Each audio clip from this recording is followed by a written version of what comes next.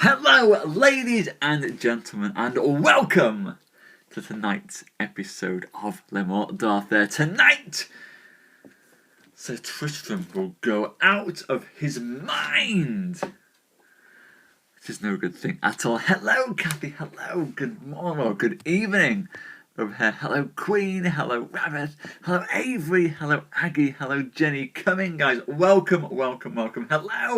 Hello, how are you all this fine evening? I hope you're all feeling very well indeed. I'm feeling a little bit chilly. Let's just sort my collar out. There, that looks better. Good evening, Jenny. How are you? I hope you're looking forward to tonight's tale. So it's just shimmying his laptop, because sometimes your lovely comments all go and disappear, but if I've got the laptop on, I can catch them.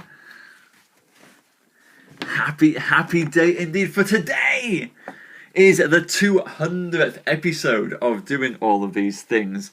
This is episode 199, when we go and do Poetry Live very shortly. Then we will hit 200, and I'm very excited for that. I was also really excited to unveil the new website to you all, but Bluehost, which is what I'm using to host the server, is down at the moment. Their server is down, so the website is down. So my grand unveiling of the website will probably not happen tonight. We'll have to do a delayed opening of the website, but I'm still here, the stories are still here. We'll still be doing my poetry after, to share that with you guys as we return to the cats of Hashima Island.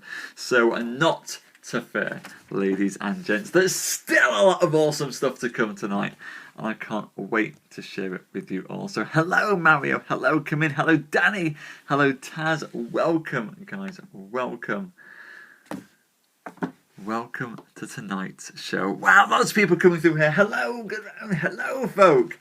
Yes, an extended party. That's what we want. You know, if we had done all the good stuff tonight, Queen, then Thursday would have been a really rubbish day. And actually, I think what Bluehost have cunningly done, although they've been having issues since Monday, but what they've cunningly done is that they've decided to go and stretch the celebrations out from episode 200.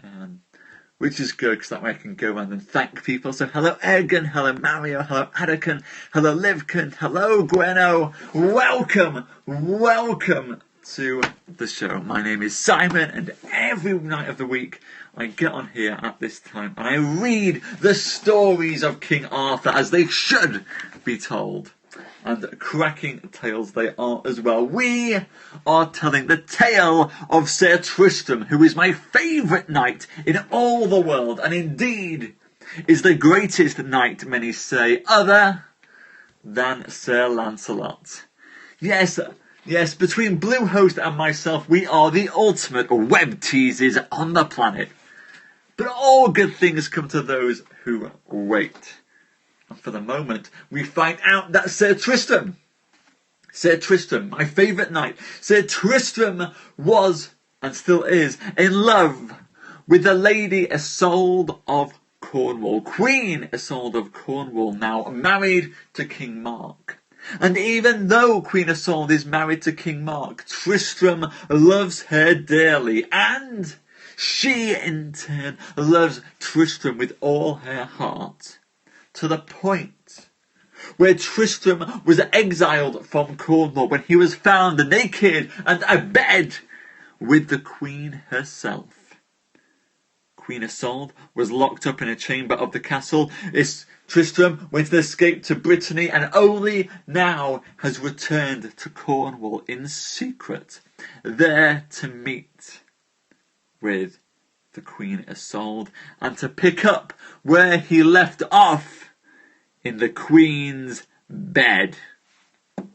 Scandal, as Taz correctly points out. And this scandal goes further, for one of the knights that Tristram brought with him into Cornwall, Sir Curius, fell deeply in love with Queen Isolde at the sight of her, and he began writing letters of love to Isolde. Isolde was far too good-minded a woman to simply let his pleas of love fall upon deaf ears, and so she responded, kindly but not amorously, gently letting down Sir Kyrgios, who loved her so. And yet, when Sir Tristram found these letters, when he saw that Sir Kyrgios had been writing letters of love to the Queen Isolde, then he couldn't even stand to read her responses in full. He saw that she had replied, and he went out of his mind with indignation, believing that his beloved was being treacherous towards him, believing that she had taken another lover. Oh, he cursed her most vilely, and then he threw Sir Kyrgios from the window of her tower, Sir Kyrgios landing on his feet sure enough. And then Sir Tristram swore that he would depart from Queen Isolde herself, hoping that he would not be discovered by King Mark, who still did not realise that he had returned unto the country. Ladies and gentlemen, we rejoin Tristram tonight. Well, there's one passionate man right here, Jenny. You'll have to make do with me. We return now to Sir Tristram, as he comes to terms with what he believes to be the treachery of the Queen Isolde, and see what will happen now that he is going out of his mind and not even fully able to express his own madness for fear that King Mark of Cornwall will come upon him. Ladies and gents, I'm going to take one swig of drink to make sure my throat is fully up to the challenge of tonight's tale of passion. Then we'll get into tonight's show.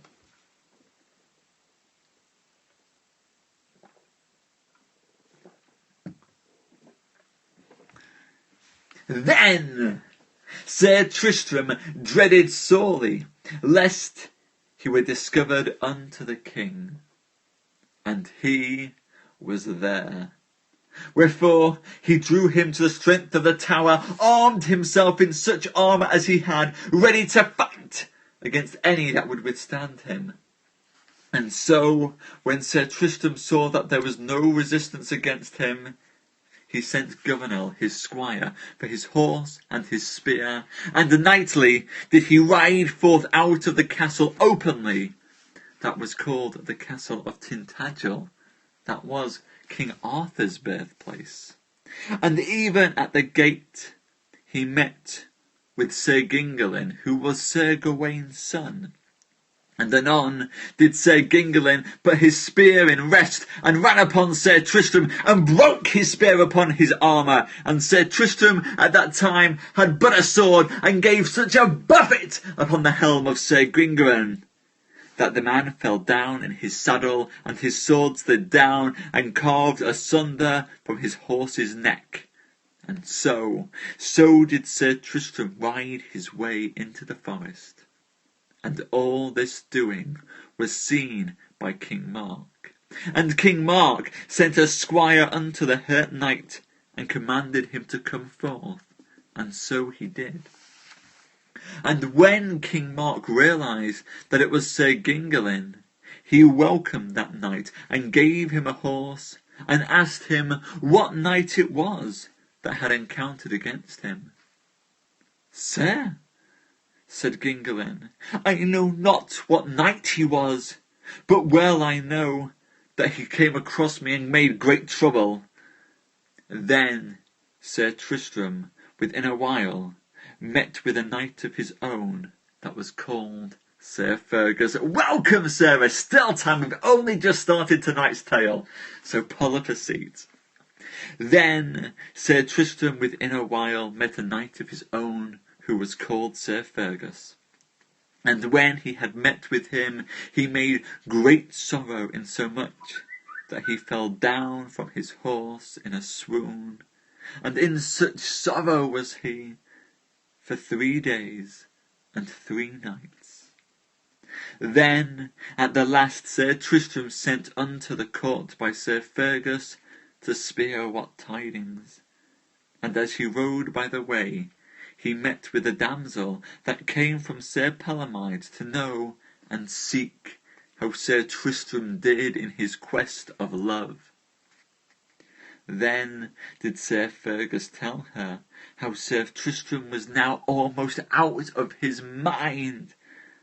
And Sir Fergus found Queen Isolde also sick in her bed, making the greatest trouble that any earthly woman has ever made.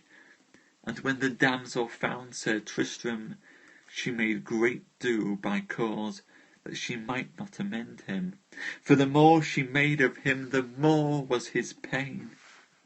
And at the last Sir Tristram took his horse and rode away from her. And then was it 3 days all that she could find him, and then she brought him meat and drink, but he would have none. And then another time Sir Tristram espied away from the damsel, and it happened him to ride by the same castle where Sir Palomides and Sir Tristram did battle with the Lady Isolde. And then, by fortune, the damsel who met with Sir Tristram again made the greatest ado that ever earthly creature could make. And she went to the lady of the castle and told her of the misadventure of Sir Tristram. Alas, said the lady of the castle, where is my lord Sir Tristram? He's right here, by your castle, said the damsel. In good time, said the lady, is he so nigh with me. He shall have meat and drink of the best, and the harp I have of his, whereupon he taught me. For of goodly harping he bears the prize in the world. And so this lady and damsel brought Tristram meat and drink, though he ate little thereof. And then upon a night he put his horse from him, unlaced his armour, and then Sir Tristram would go into the wilderness and break upon the trees and boughs. And the other while, when he found the harp and the lady who sent for him, then would he harp and play thereupon and weep together. And sometimes, when Sir Tristram was in the wood that the lady knew not where he was, then would she sit herself down and play upon that harp. And then would Sir Tristram come to the harp and hearken thereto, and sometimes he would play the harp himself, and she knew not where he was become.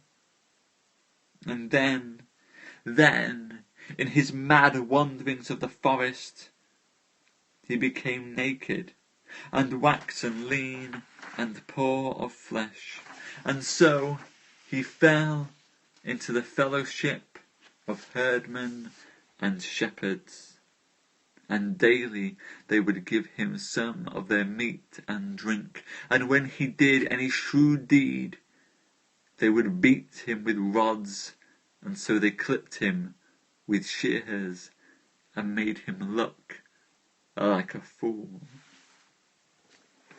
Halfway through tonight's tale, everyone. Hello, Susan! And poor Sir Tristram has gone out of his mind with love of the Lady Isolde, who he believes will no longer love him, and so he has found himself wandering naked in the forests surrounding King Mark's castle. There pity has been taken upon him by a damsel who once knew him and who he taught to play the harp.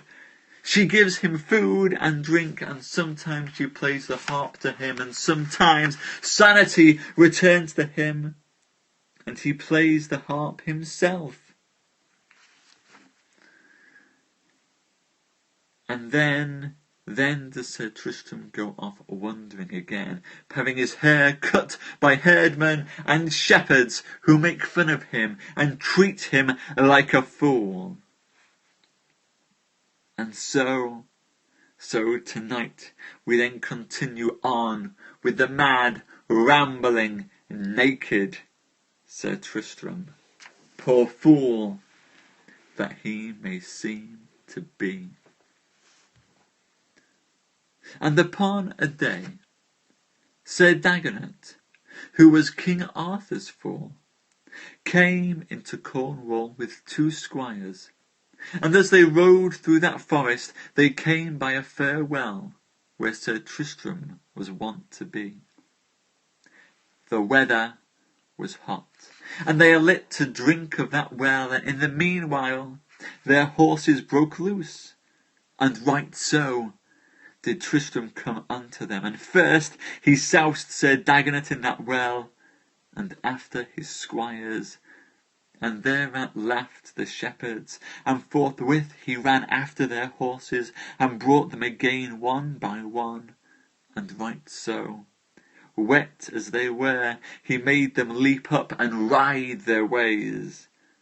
Thus Sir Tristram endured in that forest for half a year naked, and would never come into any town or village. In the meanwhile, the damsel that Sir Palomides sent to seek Sir Tristram, she said unto Sir Palomides of all the mischief that Tristram had endured. Alas, said Sir Palomides, it's a great pity that ever so noble a knight as he should be so mischieved for the love of a lady. But nevertheless, I will go to him and give him comfort that I may. And then, a little before that time, the Lady Isolde had commanded Sir Kedius to go out of the country of Cornwall. And so did Sir Kedius depart with a dolorous heart, and by adventure he met with Sir Palomides, and they in fellowship together, and either complained to the other of the hot love that they had for the Queen Isolde. And now let us, said Sir Palomides, seek Sir Tristram, for he loved her as well as we, and let us prove whether we might save him still. And so they rode into the forest, and for 3 days and 3 nights they would never take their lodging, but ever did they seek for Sir Tristram.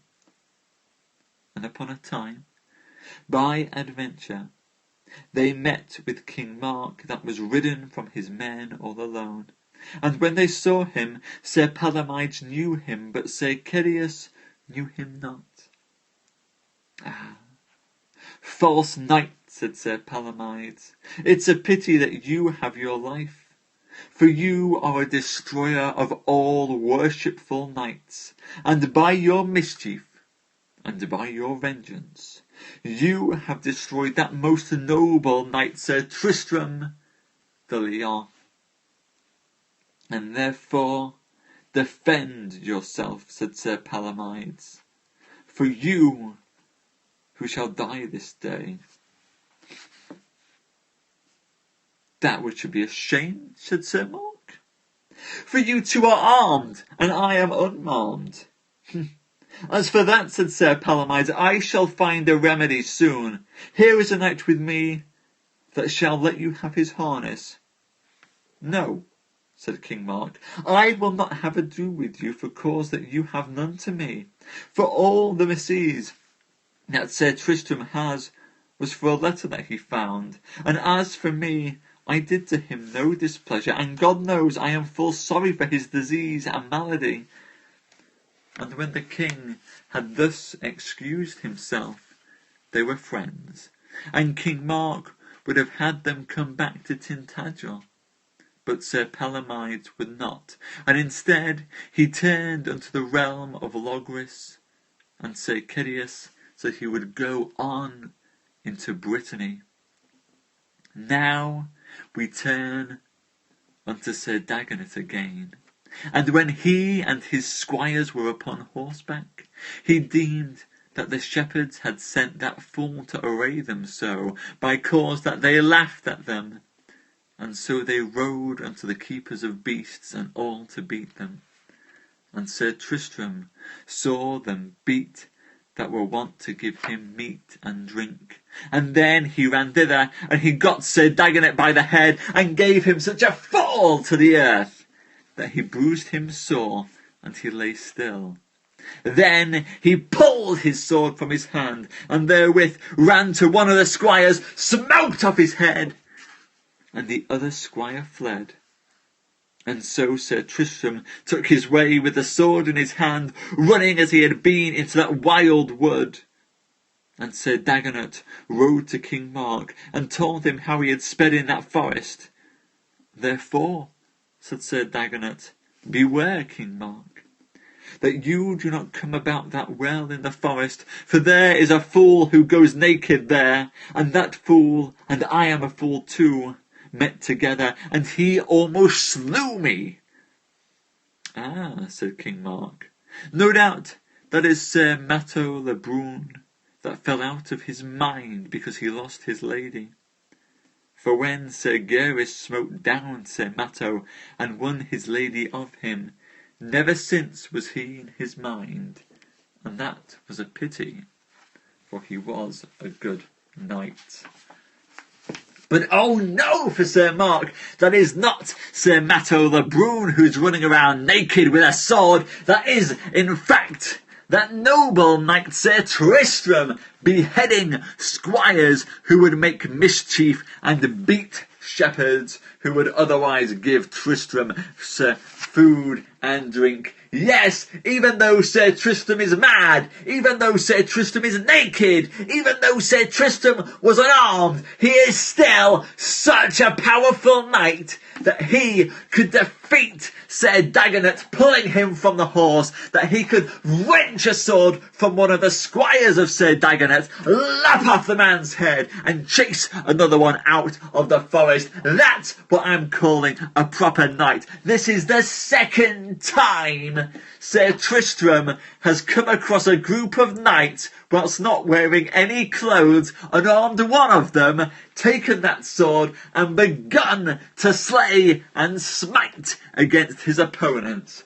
All I can hypothesize is that perhaps when Sir Tristram, well built as he is, comes upon you naked and wild, no doubt with hair like my own, waving at you, then you probably pause to think what the devil is going on, and in that moment of confusion, Sir Tristram can wrench the sword from you and knock off the man's head.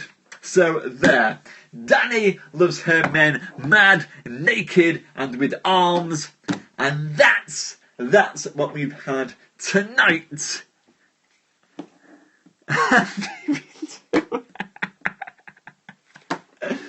I'm afraid, rather, if I did storytelling naked, possibly the screen might break. I'm not sure if my poor iPad's camera is quite equipped to deal with me going around naked, but there'll be plenty more nakedness tomorrow. Tomorrow we've even got a naked woodcut of Sir Tristram sleeping in a glade. That's right, ladies and gents. Tomorrow you might have to ask the permission of your parents to watch the show, for there is some illustrated woodcut nudity. So, something to look forward to and keep you warm in the night. Thank you so much for coming tonight. I'm glad you enjoyed that. I enjoyed that tells all. God knows why Sir Tristram, seeks every opportunity to take his kit off, but hey, no feeling bad. It's all good. It's all good. Although I do recommend,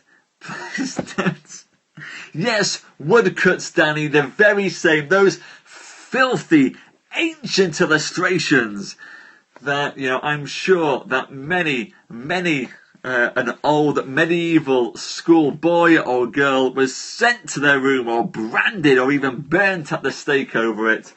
We will have some Middle English nudity to share with you all. The naked smitey night, guys. I mean, I think surely we're onto something there. I think a naked smitey night dude is probably the next big TV series. Forget Game of Thrones. You just want one man running around the forest wielding a sword. End it there. And that's probably enough dangerous imagery for tonight, ladies and gents. So big thank you for coming. Thank you. Thank you, Jenny and Aggie. Thank you, Kathy and Avery. Thank you, Rabbit. Thank you, Queen and Taz, Danny and Adakan, Roger, Rosella and Susan. Thank you so much. I should be making shirts. Roger's going into the woods naked tonight. If anybody, is in those woods and wonders what's going on there, I don't even want to suggest or think where a sword might be kept in such circumstances. I'll leave that to your imaginations. But coming up now is the poetry show. I will be reading some more of my poems, my great cat epic, as we go and learn about Fogrol's Island, the island of Hashima off the coast of Japan. I'm looking forward to sharing some more of that with you very shortly. In only about a minute or so, I will literally close down this scope and then pop up with Poetry Live and share with you what I've been working on. And I'm sure if there are any able woodcutters in the room, they would be delighted, I'm sure, to do a woodcut of Roger running naked. And on that note, ladies and gents, thank you very much. I'll close this down. See you for Poetry Live, and hopefully you might like to hear what I've been working on. Bye-bye.